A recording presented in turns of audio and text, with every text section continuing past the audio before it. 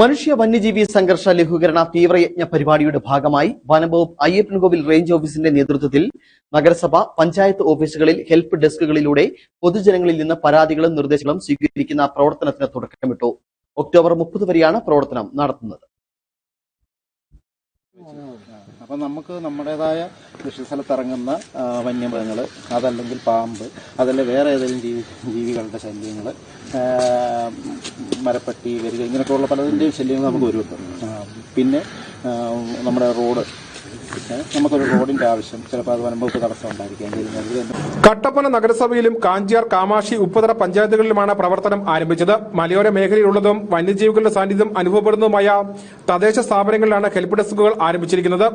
ഇതിലൂടെ ലഭിക്കുന്ന പരാതികളും പ്രശ്നങ്ങളും ഫലപ്രദമായി പരിഹരിക്കുകയാണ് ലക്ഷ്യം. പ്രാദേശിക തലത്തിൽ പരിഹരിക്കാൻ കഴിയുന്ന പ്രശ്നങ്ങൾ ഒന്നാം ഘട്ടത്തിൽ പരിഹാരം കാണും. അല്ലാത്തവ ജില്ലാതലത്തിലേക്ക് ഉൾപ്പെടെ കൈമാറി പരിഹാരം കാണാനാണ് തീരുമാനം. Ayyappankovil range officer K V രതീഷിന്റെ നേതൃത്വത്തിലാണ് പരാതി പട്ടിക സ്ഥാപിച്ചിരിക്കുന്നത്. മേഖലയോട് ചേർന്ന് കിടക്കുന്ന പഞ്ചായത്തുകൾ അയ്യപ്പൻകോവിൽ റേഞ്ചിൽ വരുന്ന ഉപ്പുതറ പഞ്ചായത്ത്, കാഞ്ചിയാർ പഞ്ചായത്ത്, കാമാക്ഷി പഞ്ചായത്ത്, കട്ടപ്പന മുനിസിപ്പാലിറ്റി എന്നീ സ്ഥലങ്ങളാണ് വനമേഖലയോട് ചേർന്ന് കിടക്കുന്ന പഞ്ചായത്ത് മുനിസിപ്പാലിറ്റി. ഇവിടെ ഈ 30 വരെ, അതായത് സെപ്റ്റംബർ 15 മുതൽ 30 വരെ ഇവിടെ എല്ലാ പഞ്ചായത്തുകളിലും നമ്മളൊരു പരാതിപ്പെട്ടി ഇവിടെ വെച്ചിട്ടുണ്ട്. അവിടെ അപേക്ഷകൾ, നിർദ്ദേശങ്ങൾ, ശുപാർശകൾ, വനം വകുപ്പ് ചെയ്യുന്ന പ്രവർത്തനങ്ങളിൽ എന്തെങ്കിലും മാറ്റങ്ങൾ വരുത്തണോ അല്ലെങ്കിൽ എന്തെങ്കിലും നിർദ്ദേശങ്ങൾ കാണിക്കാറുണ്ടെങ്കിൽ അവിടെ രേഖപ്പെടുത്താവുന്നതാണ്.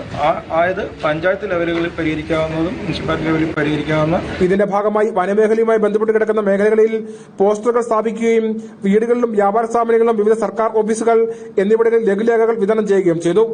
News bureau, Kattappana.